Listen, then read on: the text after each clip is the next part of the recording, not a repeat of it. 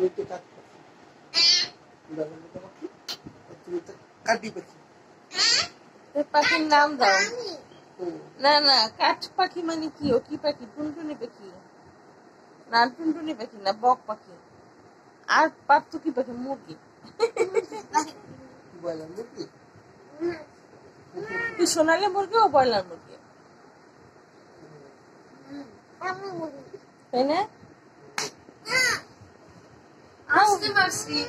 মারলি কেন? তাই আসতে মানুষের খেলা করছে